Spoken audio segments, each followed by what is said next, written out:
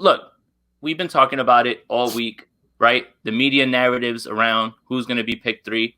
So today, I hate to keep bringing him up and seeming like I'm picking on him, but today, Mel Kiper and Todd McShay published a mock draft in which they weren't talking a predictive draft. They were talking about what each team should do. So I should preface this by saying that, if that makes any sense. Is there anything to people saying, oh, for a whole 2 weeks, Mac, and then all of a sudden publishing something like this? Is this their way of covering their bets? And I'll start with you, Javi, before we go to Leo. I just think this is what it is. This is the game we play. It's an engagement game. You know, how do you spark conversation? You be controversial. You know, you say Mac Jones is the pick for the 49ers, and we all, you know, for most 49ers fans with common sense, knew this Jimmy Garoppolo thing was over. So why would you replace Jimmy Garoppolo with a younger version of Jimmy Garoppolo? So you're gonna end up with, you know, it's all about the clicks and the engagement. You know, let's stop with the, you know, well, these guys wouldn't put their reputation online. Yeah, they would. You know, ESPN's cutting the check. You're getting a lot of engagement on their tweets. Look at below the tweet. The minute Mac Jones mentioned with 49ers, the tweet goes viral. The video goes viral. You're getting a lot of engagement. ESPN's taking that shit to the advertisers, like, hey, check this out. Look what we did. You know, that's to me, that's all that this shit is. You know, guys with sense, Brian Baldinger, you know, he's like, listen, the connection's there with the QB collective, John Beck, with Justin Fields, and even Zach Wilson. You know, that's the kind of stuff that I brought up back in September. You know, when I was just like, all right, this Jimmy thing is over. We're looking into possibly replacing him with a rookie. And you started piecing the stuff together. You know, folks were mad at me at the time, like, yo, you know, Jimmy's our guy, blah, blah, blah. I'm like, nah, they didn't commit to him. They weren't going to commit to him. Let's start looking at the draft. And you start piecing these things together. The closer we get to these pro days, oh, look, John Beck's working with Justin Fields. Oh, look, John Beck is working with Trey Lance. Oh, Trey Lance was asked by the 49ers to work with John Beck. Like, these things, you know, that's the part that keeps being missed by national media, whether that's Ian Rappaport, Adam Schefter, Mel, and Todd McShay. Either they're doing it purposely or they just don't know. And I don't think they don't know. Like, you know, if I can find the stuff, they can find the stuff, or they have somebody to find that stuff. So to me, this is all about engagement. We talked about it privately, all three of us. So, yo, it's Mac Jones week. It's Trey Lance week. It's Justin Fields week. Next week, who knows? Be Kellen Mond or Kyle Pitts or some shit. You know what I mean? Yeah. Leo? I was going to say Javi has it on the engagement. At the end of the day, that's what it's about when you're a brand like ESPN. ESPN, they have so many analysts that somebody's going to be right from day one. Somebody's going to be right. They have so many people. So if they could just spread the word, create any type of engagement they possibly can. And it's also kind of just lazy analysis with the starting off by saying Mac Jones. I say it's lazy analysis because Kirk Cousins, Matt Ryan, Jimmy Garoppolo, Brian Hoyer, Matt Schaub. Like, do you see the trend there with guys that have been in Shanahan's QB room as far as QB1 goes? So it's just a lazy analysis saying, okay, Mac Jones, he's the pick. And then it's kind of reversing to, okay, yeah, Justin Fields. We saw them smiling on the pro day, so now it's definitely Justin Fields. Gave a fist bump to Rick Scangarillo. It's Justin Fields. And now it's I think it was like Peter King, the name of his latest podcast is Trey Lance, the guy in San Francisco. It's, oh, like, what do you know? Trey Lance had his pro day yesterday. So it's just going back on whatever's the trendy name, who's getting the clicks. And honestly, if you start this off as soon as the 49ers traded to number 3, ESPN, whether it's SF or FS1 or whoever it is, that cares more about engagement than accuracy. You start off by saying Justin Fields, it's done. Like, the story's done. You're getting no more clicks. Like, how long are you gonna ride that story for 3 weeks, for a month? Like, how much more can you put on that? Yet, if you start off by saying Mac Jones, then you could build onto it. Like Javi saying, people are going to quote tweet it. People are going to give their opinion on, oh yeah, that makes sense because it's Shanahan's history. Or no, that doesn't make sense because you don't give up that amount of picks for that guy. So it's just, you know, it's all about the engagement, getting people talking, and ESPN does a great job at that because, like I said, at the end of the day, right before the draft, you're probably going to see almost 90% of those analysts say Justin Fields is going to be the pick. But, behind these talking heads with the blue check marks, they have those producers that are also feeding them like, hey, guys, you say this and just creating the storyline. That's what those producers do for those bigger networks. And absolutely. Yeah, I was gonna say, put this question up because this is perfect. So what if Jones isn't? Well, first of all, thank you for the contribution. Appreciate you, man. What if Jones isn't even on their board? Jets are guaranteed to take Zach Wilson, therefore still a prospect. Shanahan said they had 3 guys. What if it's Wilson, Fields, and Lance, not in that order? Javi, you could start. This is what I've been saying the entire time. Kyle said it. He said he had 3 guys, and I think the 3 guys were Trevor Lawrence, Zach Wilson, Justin Fields. I add that. I say that because Kyle and the 49ers asked Trey Lance to go work out with Kyle's guy, John Beck, to get a little bit more information on him. If anyone read the Matt Barrows piece about John Beck is kind of like a shadow GM in this situation where he's relaying some information back to the 49ers based on those workouts. And anyone else who's paying attention, John Beck has worked with Jimmy Garoppolo, CJ Beathard, and Nick Mullins. So he's teaching the guys the offense, the guys that are coming to see him, what Kyle likes to do out of play action, the boot action, the whole, the guitar motion, basically extending the ball out, the other hand's tucked toward, making a guitar shape, the footwork. You saw some of the throws from Trey Lance the other day. It's a staple in Kyle Shanahan offense. Going to have to flip his hips and deliver a strike in stride. And he did that a couple of times in some of those, on those pro day clips. Same thing with Justin Fields. We know Kyle knows Justin Fields from the QB Collective. We know Justin Fields and Kyle Shanahan have a long relationship. People have spoken about that at NAW. I know I have. When it comes to Mac Jones, that's the guy that John Lynch has seen at the Senior Bowl. We all were there. We saw him. Nothing super spectacular about the kid. He is what he is. He has ceiling, low floor. I'm sorry. Low ceiling, high floor. If his peak is Kirk Cousins, then cool. But Kirk Cousins isn't going to win you a Super Bowl. So, this is where I think Kyle had his 3, Lawrence, Wilson, Fields. The other 2 were Mac and Lance, and we see that based on what the Niners have done in the last 2-3 weeks since the trade. Yeah, and the other thing too is when we talk about these people and they're content creators like we are, they're just on a content creator on a bigger scale. They still have quota as far as what they need to hit as far as clicks and things like that. So maybe it's not so much that they believe that, but the producers are going to tell them yo, don't stop saying that. It's drawing in contributions. Leo, what were you going to say? I was going to say is I agree with Javi on that. I think the 3 was Lawrence. It's just never know factor. That's why you say 3 you're comfortable with. What if he does go to 3? You don't know early on in the process what knocks him to 3. Who knows? So I think that 3 was Lawrence, Wilson, and Fields. And then they're doing their due diligence on Lance because of that same, like I said, with Lawrence, that you never know factor. What happens before the draft? Because we're still, 9 days, Robbie Gold days away from the NFL draft. So it's just, do your due diligence on Lance. It doesn't seem like they did much of a due diligence on Jones. That's why I wouldn't even say he's on their board basically for that 3rd pick. Yeah. When you talk about the 3, right? So here's a question. Hold on. There was a question that was right up here. Why? All right. So here's a good question from Jason. Jason's my guy. He'd be in the clubhouses all the time. If Lance was never in the 3, why do the training with Beck? Why? Javi? Yeah, go ahead, Javi. Why? It's because, Beck has been feeding Kyle Shanahan intel. Zach Wilson's been working with John Beck since he was a freshman in college. On my podcast, we broke the news that Adam Peters was at the BYU Boise State game before that came out. So there's plenty of information tying the Niners to Zach Wilson and John Beck having that connection. Having John Beck work with Trey Lance is for Kyle to get some intel. Hey, can this kid do what I need him to do? If for some reason the Jets were to take, Justin Fields or Trevor Lawrence falls for some reason, his comments may have, made the Jets get, a little bit uncomfortable. But with Trey Lance, Beck is teaching the offense. He's teaching what Kyle likes to do in the offense, what Kyle likes out of his quarterbacks.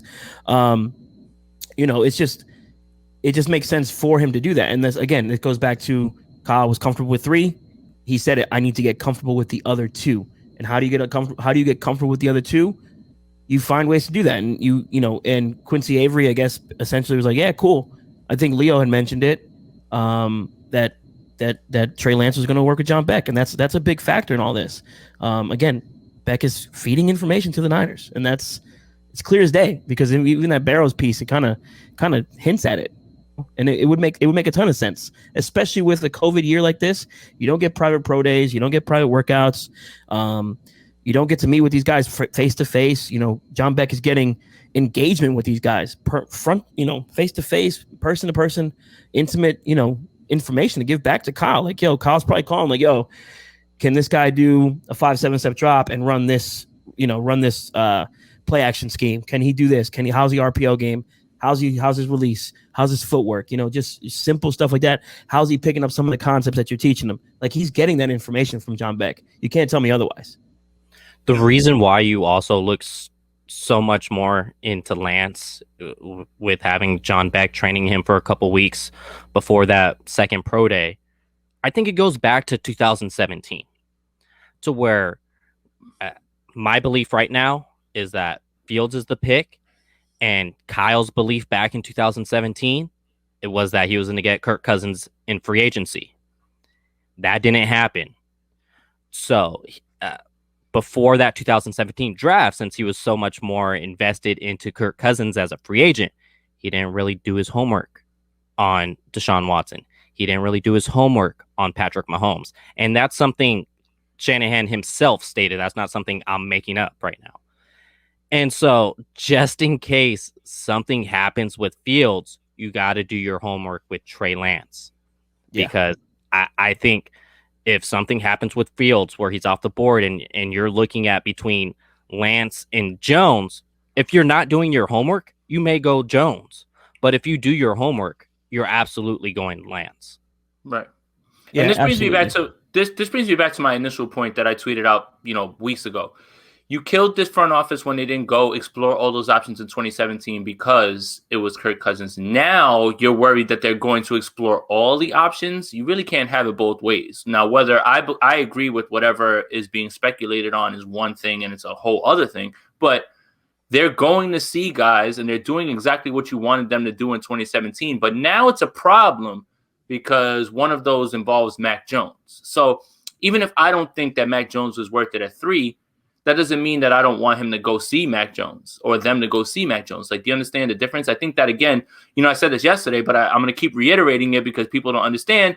Just because I'm pro Fields doesn't mean that I'm anti everybody else, right? It's not a personal thing, and that's the thing about it.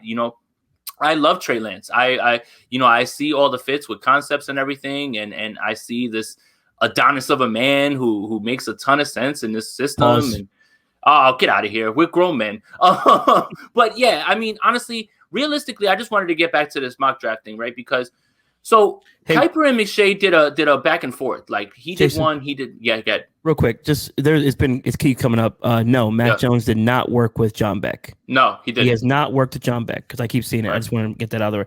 Go ahead. My bad. No, you're good. So the way the mock draft worked was back and forth. So essentially, I believe it was McShay got 1.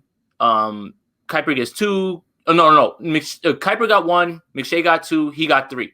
So the funny thing is that Kuiper mocks Mac Jones at 3 in his predictive mock, but what the 49ers should do in his eyes is Justin Fields. Is to you guys, does that feel like hedging your bets so you can say, well, okay, I predicted this, but I also said that it should have been Justin Fields? Like, is this a way to cover all your bases? Leo, I'll start with you. I think absolutely. If you had a way to cover all the bases, wouldn't you do the same thing? Justin Fields is obviously the better talent when it comes. He's the better prospect. He has the higher upside. So yeah, there's a way to go ahead and say Justin Fields is going to be the pick now. And if he is right, then he's going to be like, well, yeah, they did what I said they should do. They didn't do what I thought they were going to do, but they did what I said they should do. So I get all the glorification. I get all the credit. So yeah, it's just the hedging of the bets. You have an easy out there, and also it's the reason why he has Jones there in the first place is because, like I said, it's the lazy analysis to attaching Kyle to these straight pocket passers to accuracy, get the ball out quick.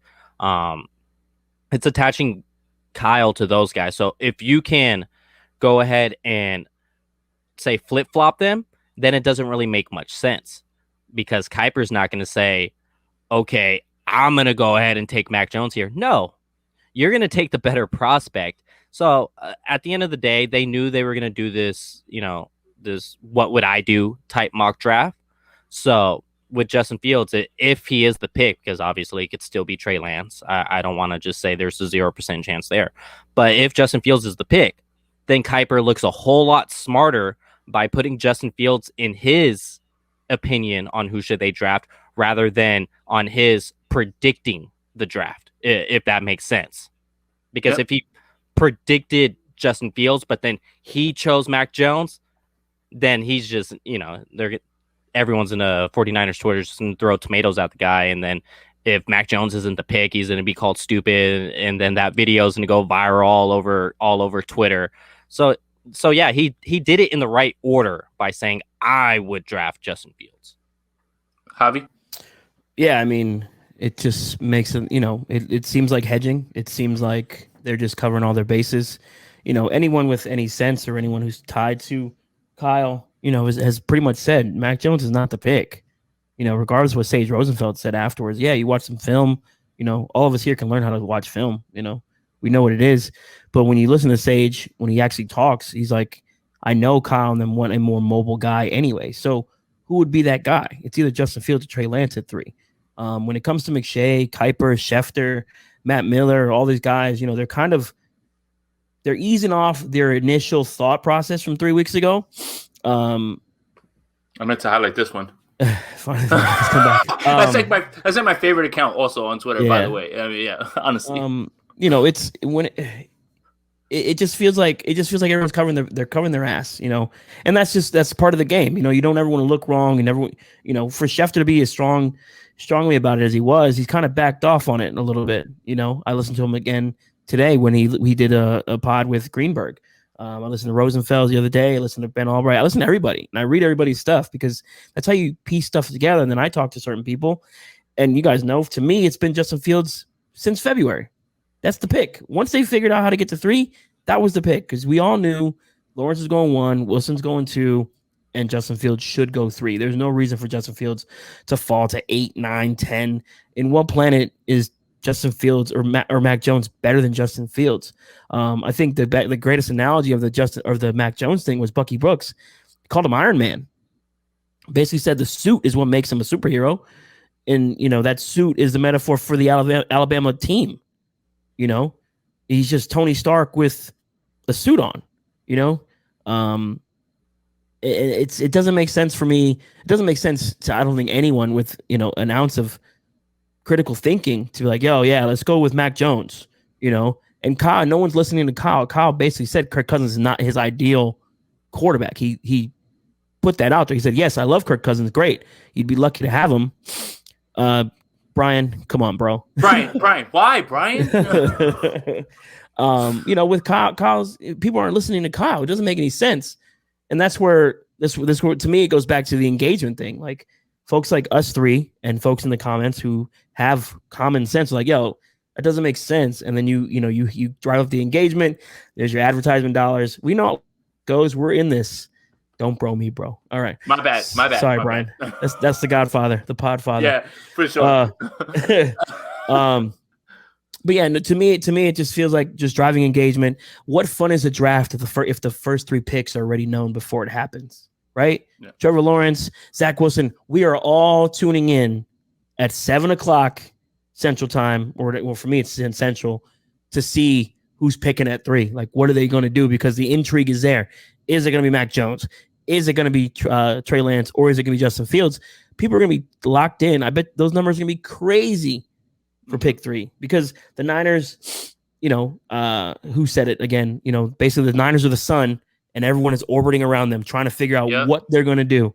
So, Kyle Shanahan has brought the 49ers back to relevance, and Kyle's probably in his office just laughing up a storm at everyone thinking he's going to take Mac Jones. I don't believe for 1 second it's Mac Jones. Okay. So